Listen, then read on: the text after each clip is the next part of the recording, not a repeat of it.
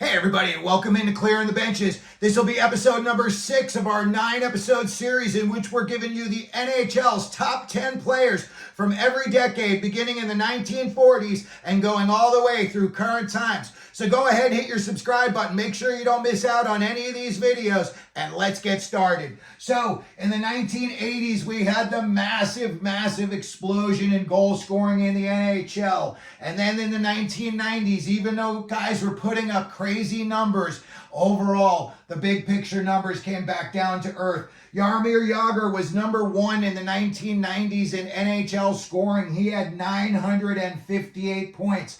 As we saw in the previous video, that is about 850 points less than what Wayne Gretzky scored in the 1980s.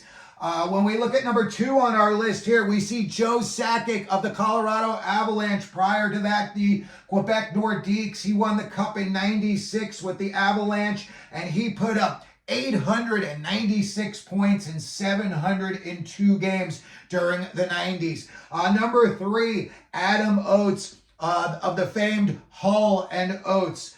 He was a huge part of Brett Hull's success in the 1990s, and Adam Oates had 896 points in just 723 games. And again, one of those years he was playing alongside Brett Hull. I believe they only played together for 2 years, and Hull had 86 goals during one of those seasons.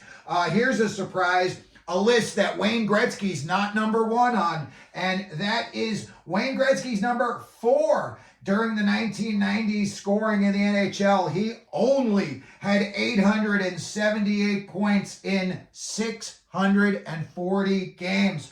Surprisingly, considering he was a massive plus during the 1980s, he was a minus 56 on plus minus during the 1990s. So that's when you saw his game really started to slide a little bit. The last 3 years when he was on the New York Rangers, they did not make the playoffs once during his stay there. Number 5, Steve Yzerman for the Detroit Red Wings, 870 points in 742 games. He had the 2 Stanley Cups with Detroit, 97 and 98. And he had one of the most famous game-winning, series-winning, overtime-winning goals in NHL history against the St. Louis Blues. He comes over the blue line. He rips a slapper, and that was it. Pandemonium ensued in Detroit.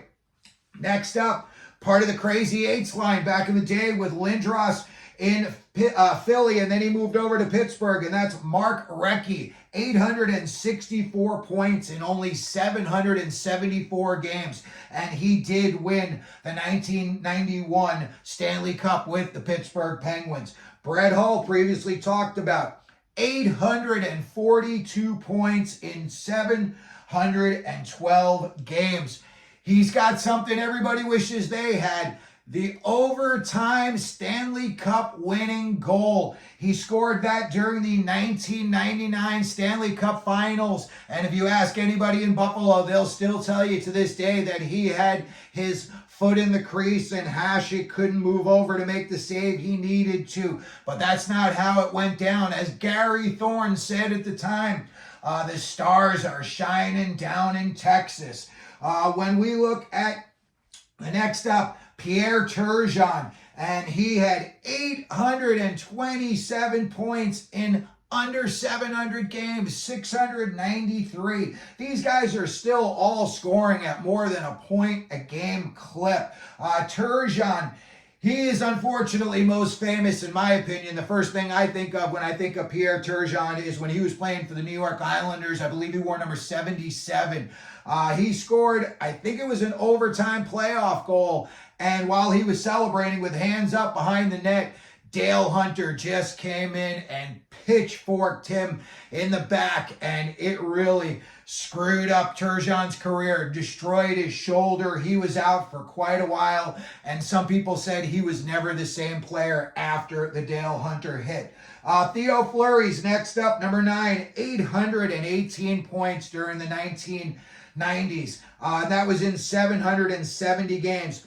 You want to read a really, really good book, and I mean a tell-all. Fire on Ice is the Theo Fleury autobiography. If you don't know, he was abused as a teenager going through the hockey system, and it was kind of kept under wraps until later on when it all came to light. But, you know, when you see some of the problems he had off the ice during his career, and then you read about some of the things he endured as a teenager that no kid on earth should ever have to go through what Theo Fleury went to.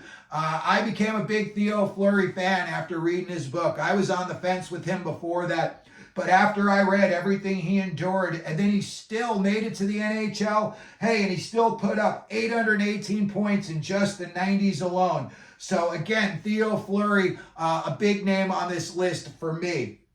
And then finally, we have the Seattle Kraken current general manager, Ron Francis. And he was playing back in the day for the Hartford Whalers 80s and Pittsburgh Penguins 90s. He had 814 points during the 90s in 760 games, and he won 2 Stanley Cups with the Pittsburgh Penguins, 1991 and 1992, when he was playing alongside of Jagr, Lemieux, and Mark Recchi.